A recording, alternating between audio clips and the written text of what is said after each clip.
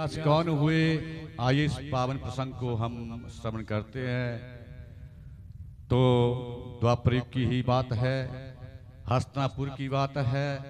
जब आप मेरठ से अजमेर की तरफ जाएंगे तो बीच में एक यमुना नदी बहती है।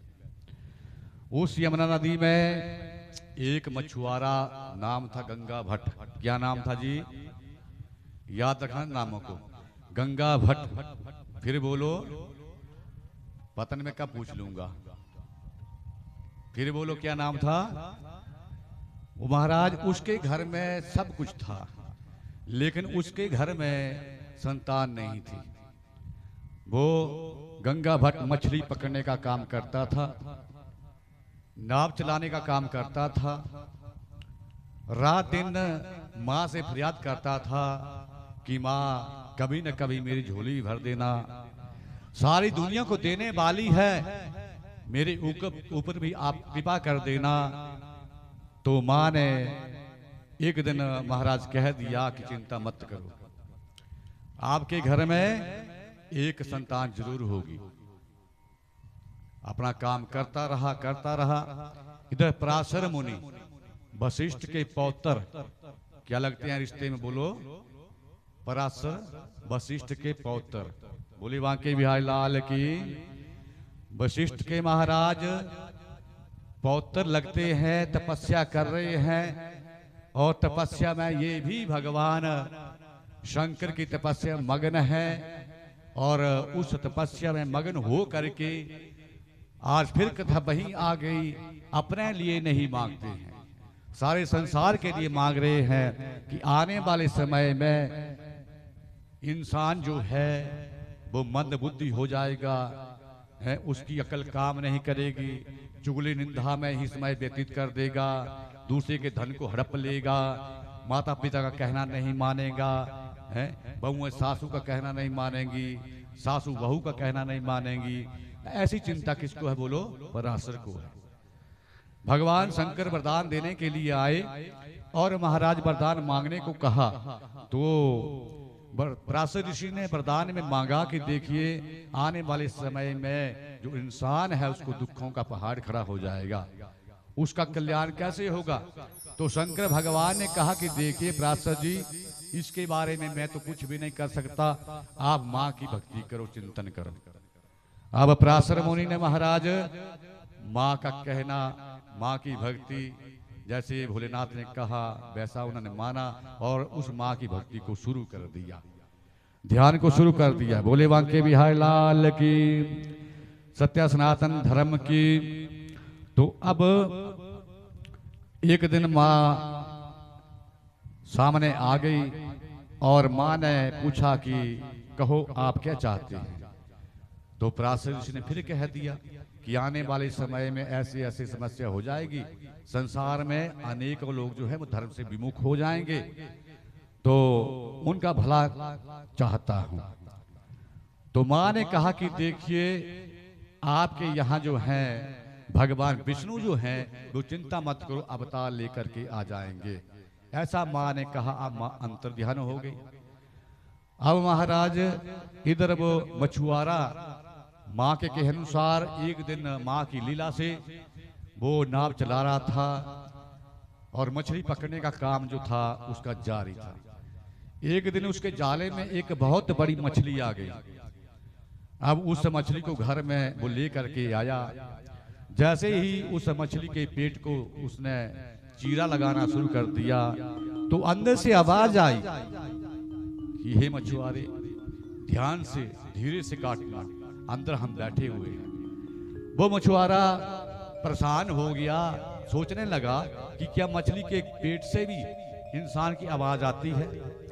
अब जैसे ही उस मछली के पेट को धीरे से काटा तो महाराज दो बच्चे, जुड़वा बच्चे निकले। एक बेटा था और दूसरी थी बेटी। सज्जनों, अब वो मछुआरा उन संतान को लेकर के कहां चला गया? बोलो, राजा के पास, क्योंकि हमारी जमीन, जैसे हम जमीन के मालिक हैं सज्जनों, लेकिन इसी जमीन के नीचे अगर 10 फुट नीचे तेल निकल जाए, पेट्रोल निकल जाए, सोने की खान निकल जाए, तो अधिकार किसका होता है बोलो? मालिक कौन बन जाता है फिर बोलो? सरकार है, गवर्नमेंट है। तो उसी तरह उसने समझा कि मछली के गर्भ से, पेट से बच्चे निकले, मैं राजा को जाकर के इन्हें सौंप देता हूँ। राजा ने जैसे ही वो देखे तो राजा ने कहा कि देखिए, जो बेटा है उसको हम रख लेते हैं और जो बेटी है इसको आप ले जाओ। वो मछुआरा बड़ा खुश हुआ, गंगा भट्ट बड़ा खुश हुआ और उस बेटी को लेकर के अपनी पत्नी की गोदी में आकर के डाल दिया कि लो, ये राजा ने हमें भेंट दी है और माता के अनुसार हमारे घर भी अब संतान हो गई। अब वो बेटी धीरे धीरे सजनों बड़ी होने लगी।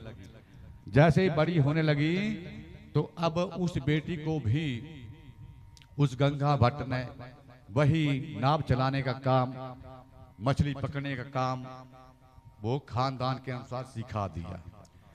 अब एक दिन वही पराशर ऋषि तपस्या से निवृत्त होकर के घूमने के लिए निकल पड़े। जैसे ही महाराज घूमते घूमते एकदा तीर्थ यात्राया ब्रजन प्राश्रो मुनि आज गाम महातेजा कलिंदस्या तट मुत्तमम। घूमते घूमते यमुना के तट पर आ गई और दोपहर का समय था, उन्हें यमुना के पार जाना था। उस समय महाराज योग माया के प्रभाव से, माँ माया के प्रभाव से उस समय कहीं भी कोई नाव नहीं दिखाई दी उन्हें। गंगा भट्ट के पास गया, गंगा भट्ट बड़े खुश हुए, अपनी बेटी को आदेश दे दिया कि बेटी, ये पराशर ऋषि हैं, तपस्वी ऋषि हैं, इन्हें आप नाव में बिठाओ और गंगा के उस पार करवा दो। बोली बांके बिहारी लाल की। मुनिवर उस पार चाहे जाना, कर पार इन्हें तुम आ जाओ। कौन कह रहा है? गंगा भट्ट अपनी बेटी से। कुछ कष्ट नहीं मुनिवर को हो, मेरा कहना तुम करके आओ। बोली जगदम्बा भवानी की। दे दिया आदेश। अब उस कन्या ने पिता की आज्ञा मानी और महाराज पराशर ऋषि को नाव में बिठा करके जैसे ही यमुना पार करवाने लगी तो आज योग माया के प्रभाव से, भगवान विष्णु के चक्र से प्रभाव से आज जैसे ही वो नाव बीच में पहुंची तो पराशर ऋषि जो हैं महाराज, उनका आज उस कन्या के ऊपर मन डगमगा गया। बोली बांके बिहारी लाल की। अब महाराज वो उस कन्या से कहने लगे, जिसका नाम मत्स्य गंधा था, मछली की तरह मछली के पेट से जो उसका जन्म हुआ था, मछली के पेट से निकलने के कारण उसके शरीर से मछली की ही गंध आती थी, सुगंध आती थी। रंग काला था, नाम था मत्स्य गंधा। पिता ने महाराज जैसे ही घर में राजा ने दे दिया था तो नामकरण कि मछली के गर्भ से निकली है तो उसका नाम मत्स्य गंधा, गंध कहते हैं सुगंध को, और मत्स्य कहते हैं मछली को, नाम रख दिया था। मत्स्य गंधा से कहा कि देखिए, आज तक हमारे सामने इंद्र की हजारों अप्सराएं आई, लेकिन मेरा मन कभी भी किसी के ऊपर चलायमान नहीं हुआ, आप मुझे अपनाओ। जैसे ही पराशर ऋषि ने महाराज उस कन्या से कहा, कन्या कह रही है कि हे पराशर जी, हे तपस्वी जी, हे मुनि जी, दुर्लभम मानसः जन्मः भूय ब्राह्मण सत्तमः तत्रापि दुर्लभम ब्रह्मत्वावशेषतः। कि देखिए, पहली तो बात जितना मुझे ज्ञान है कि 84 लाख योनियों में सबसे पहली दुर्लभ बात है कि मनुष्य का चोला मिल जाए, बड़ा ही कठिन है। फिर मनुष्य योनि में आ करके ब्राह्मण के घर में जन्म मिल जाए, ये दूसरे नंबर पर बड़ी कठिन बात है। फिर ब्राह्मण के घर में भी चलो मान लिया जन्म हो गया, लेकिन उसके बाद एक तपस्वी महात्मा बनना, एक साधु संत बनना, भगवान की पूजा पाठ अर्चन करना, ये उससे भी बड़ी कठिन बात है। बोली बांके बिहारी लाल की। आज मैं क्या सुन रही हूं, आप क्या कह रहे हैं? आप एक ब्राह्मण ही नहीं है, आप एक तपस्वी भी हैं। तो वो कन्या कहती है कि दुर्गंध हम मुनि श्रेष्ठे कथम तम नोपसंक से सामान रूपय नाम संज्ञस्तु सुखावह। कि पराशर जी आप वशिष्ठ के पौत्र हैं, आपको ये निंदा काम नहीं करना चाहिए। और वैसे भी मेरे शरीर से मछली की गंध आती है, रंग मेरा काला है, ये काम जो है वो समान रूप से होना चाहिए। पराशर ऋषि ने कहा कि आप मुझे अपनाती हैं कि नहीं अपनाती हैं, ये भागवत का प्रसंग बंद करो, आप हाँ या ना कर दो। जब गुस्से में पराशर ऋषि ने कहा तो कन्या जो है वो थर थर कांप रही है कि पहले ही हम विपदा के मारे हैं, पहले ही हमारा नीच घर में जन्म हुआ है, रंग मेरा काला है, कस्तूरी है, वो मछली की तरह दुर्गंध आती है, सुगंध आती है, वैसे ही मुझे कौन अपनाएगा। और अगर ऐसी ही भगवान की माया है, उस माँ की माया है, तो उस कन्या ने फिर 3 शर्तें रख दी कि हे पराशर जी, अगर आप नहीं मानते हैं, पहली तो बात इस निंदनीय काम को नहीं करना चाहिए, लेकिन फिर भी आप नहीं मानते हैं और भगवान की ऐसी इच्छा है तो मेरी 3 शर्तें हैं। पराशर ऋषि ने कहा कि कहिए क्या है। तो कहा कि देखिए, मेरे शरीर से मछली की तरह गंध आती है, रंग काला है, मेरा शरीर हमेशा के लिए सुंदर बना दो। बोले बांके बिहारी लाल की। दूसरी बात कि आप तो चले जाएंगे, मेरे गर्भ से अगर बेटे ने जन्म ले लिया तो दुनिया में मुझे कोई भी है नीच मतलब हीन दृष्टि से ना देखे, मेरा कन्या धर्म वैसा ही बना रहे, ये नष्ट ना हो, और मेरे पिता को इस बात में कोई पता ना चले। जयकारा श्री राम वालिदा बोल सच्चे दरबार की। और तीसरी बात कि हे पराशर जी, ये काम दिन में नहीं होता है, रात को होता है, उस काम को करने के लिए एक मकान भी होता है। पराशर ऋषि ने कहा कि तेरी 3 ही बातें जो है मैंने स्वीकार कर ली, चिंता मत करो। देखिए आज उस माया का चक्कर, ये माया कैसे कैसे खेल खेलती है। जो तपस्या में मग्न होने वाले पराशर ऋषि आज उस योग माया के प्रभाव में आ चुके, फिर कहने लगे कि देवी चिंता मत करो, जो होना है वो हो करके रहेगा। तेरा गर्भ जो है उससे जो बालक जन्म लेगा वो वेदों का एक रचनाकार होगा, और इतना ही नहीं, वो भगवान विष्णु का अंश अवतार होगा, चिंता मत कर। और उस बेटे की सारा संसार पूजा करेगा, साधु संत महात्मा उसकी पूजा करेंगे, वो वंदनीय होगा। और दूसरा आपने कहा तो लो, अपने तपोबल से यमुना के बीच में ही आज उस पराशर ऋषि ने अपने तपोबल से अंधेरा कोहरा मचा दिया, रात्रि बना दी। और तीसरा, उस यमुना के बीच में ही एक द्वीप का निर्माण कर दिया।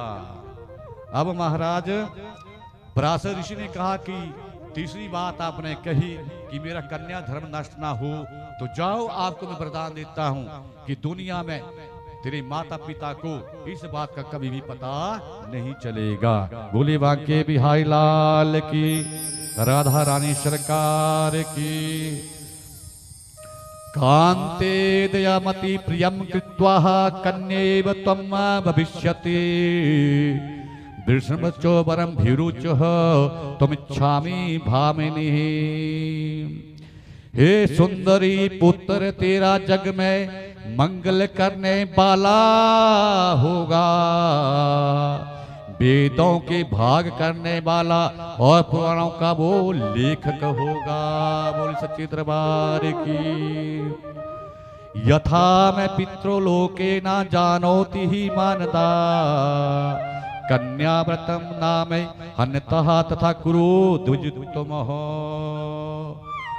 जाओ, आपका कन्या धर्म नष्ट नहीं होगा और वो वेदों के रचनाकार होंगे।